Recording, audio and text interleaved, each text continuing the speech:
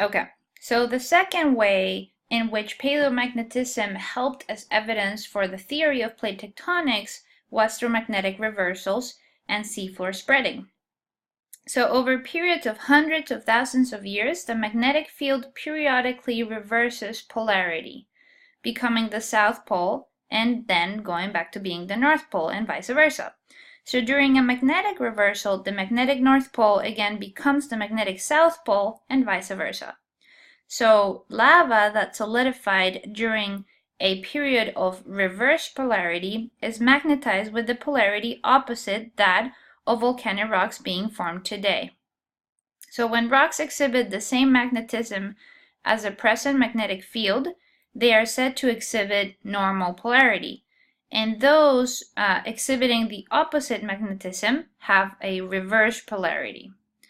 Once this concept of reversing polar reversals was coined, researchers set out to establish a magnetic timescale, as you can see in the top right image. So this is the magnetic timescale, and you're seeing that given different ages of the lava flows, they could determine in which direction the grains were pointing, and hence what the specific polarity was at the time of their formation. So meanwhile, also oceanographers started to also test the magnetism of the ocean floor using magnetometers. The first study of this kind was done in the Pacific coast of North America, and alternating strips of high and low intensity magnetism were discovered, and that you can see in the image to the lower right. So here you're seeing the magnetometer records. You're seeing weaker magnetism sometimes, and then higher magnetism other times. And the higher magnetism corresponds to periods of normal polarity, and the lower magnetism corresponds to periods of reverse polarity, right? So Fred Vine and D.H. Matthews demonstrated that the high and low intensity stripes supported the concept of seafloor spreading. So they suggested stripes of high intensity magnetism were regions where the paleomagnetism of the crust exhibited normal polarity, which in consequence meant that these rocks enhance or they reinforce Earth's current magnetic field.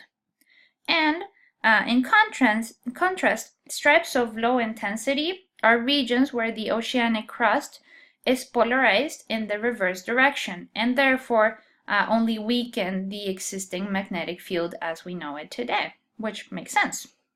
So Vine and Matthews reasoned that as magma solidified at the crest of an oceanic ridge, it is magnetized with the polarity of Earth's magnetic field at that specific time of formation. And because of seafloor spreading, this strip of, let's have it as an example, just normal polarity that is magnetized would gradually increase. So this, or not strip, the strip would increase until the next polar reversal happened, in which case it would turn into being a reverse polarity.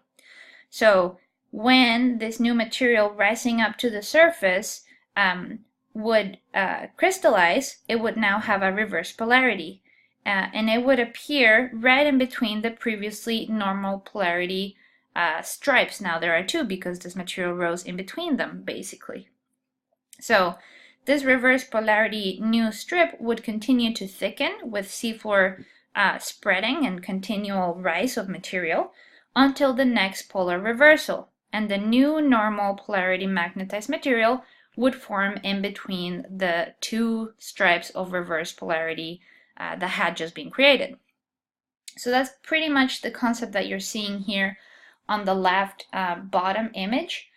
You're seeing that as these two plates spread apart from each other, you get material continually rising, and if there is normal polarity, then the material that's going to be rising and thickening is in color in this case. And once there is a reverse polarity, then the material that is created is this white material within the image. But you see that they increase in thickness as they continue to spread apart. So because this new rock is added in equal amounts to both of the trailing edges of the spreading ocean floor, we should expect that the pattern of the stripes, both in the type of polarity and in the width of the stripes to be a pretty good mirror image of those of the other side of the spreading center or the mid-ocean ridge. So this is pretty much what we were able to see in the different studies carried out, which was a near mirror-like image. So if you see again the study that was done in the Pacific coast of North America, you see that the width of the normal polarities and the reverse polarities was pretty similar, as well as them being normal and reverse polarities. So you see a near mirror-like image extending from or being separated by the spreading center or the mid-ocean ridge there. All right. So the third evidence for the theory of plate tectonics is the evidence for hotspots. So mapping volcanic islands and seamounts, which are submarine submerged volcanoes in the Pacific Ocean, revealed several linear chains of volcanic structures. One of the most studied chains consists of 129 volcanoes that extend from the Hawaiian Islands to Midway Island and continue northwestward towards the Aleutian Trench with the Emperor Seamounts. So radiometric dating of this linear structure called the Hawaiian Island Emperor Seamount chain showed that volcanoes increase in age the further they get from the Big Island of Hawaii. The Big Island only being about 1 million years old or so, or even less, I think. And the furthest seamount, called the Detroit Seamount, being 80 million years old. So as you're seeing there on the picture on the bottom left, you see the difference in ages as it gets further away from the Big Island. So one widely accepted hypothesis, which is not a theory yet, proposes that a roughly cylindrical shaped upwelling of hot rock called a mantle plume is located currently beneath the island of Hawaii, which at the surface, or as the surface expression, is called a hotspot, which again is going to be an area of volcanism, of high heat flow, and crustal uplifting that is a few kilometers across, usually. So this mantle plume did not always appear under the island of Hawaii, but as the Pacific plate moved north and then northwest, the hotspot changed from being initially at the Detroit Seamount and making a track towards its current position. Okay, so the hotspot was initially the Detroit Seamount, and it basically moved from position all the way to the Hawaii Islands now. But the hot mantle plume didn't move. It was the overriding Pacific plate that moved, and it caused the hotspot to appear as though the hotspot had moved. Okay, so from the picture of the Hawaiian Islands that you see Kauai, which is the oldest island. About 5 million years ago it formed when it was positioned over the hotspot. So at that time, it was the only modern Hawaiian island in existence. So Kauai's age is expressed by the amount of erosion seen in contrast to the fresh lava flows that you find in the Big Island of Hawaii, for example. So both tracking the ages based on radiometric dating and on checking the amount of erosion, they were able to see that, okay, this potential hypothesis was not crazy and it had a basis to it. So one of the cool things from hotspot tracks is that you can use the age of the volcanic feature and the distance of it from the hotspot to determine the direction and the rate of the plate's motion. So if you look at the image above, the image above on your screen, and you see the clear change in direction that the Pacific plate had about 40 million years ago or so. Before that, it was traveling north, and then it shifted towards traveling a little bit more northwest. So again, here you see the oldest island seamount being Detroit Seamount.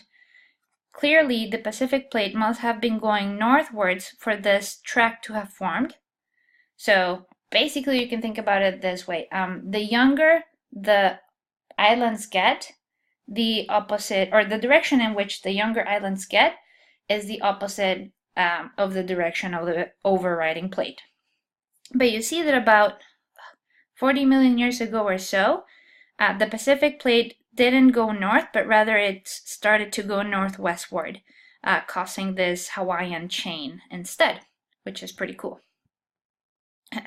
So we'll talk about decompression melting in chapter 4, but decompression melting is the way that these mantle plumes exist in the world, basically. And we'll touch a little bit when we get towards the end of this chapter. Here is a pretty cool little illustration of how the plate's movement is expressed as a hot mantle plume continues to rise and express itself as a hot spot above. So let's check it out. There you go.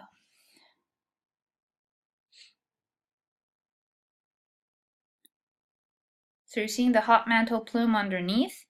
It continues to rise and express itself as a hot spot above. So as it says there, the plate carries the volcanoes away from that hot spot, which is the surface expression where the hot mantle plume is. And it also kind of moves the plume a little bit. It drags the plume with it, as it's saying. So here's another image of the Hawaiian Island Emperor Seamount chain. Again, here you can see the change in direction and the speed at which the Pacific plate has moved.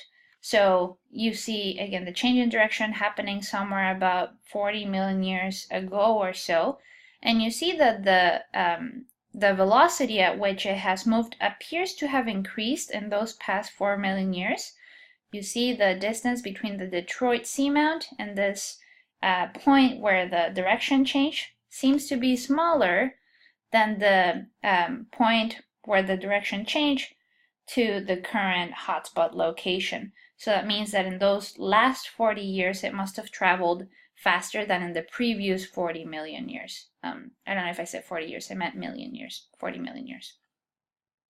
So another great example for hotspots in the world is the Yellowstone hotspot, which many of you I'm sure are familiar with. And the Yellowstone hotspot track goes right through the eastern Snake River Plain, which is pretty cool.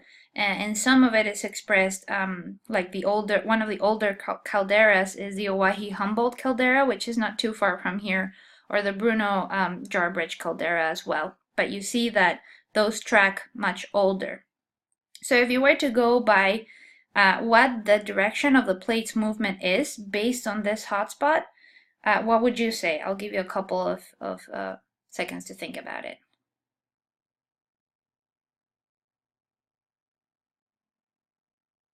Okay, so what you're seeing is that the hotspot is expressing itself as getting younger, and it's going northeastward. So that means that the plate must be going opposite direction. So the plate must be going towards the southwest more likely. Okay?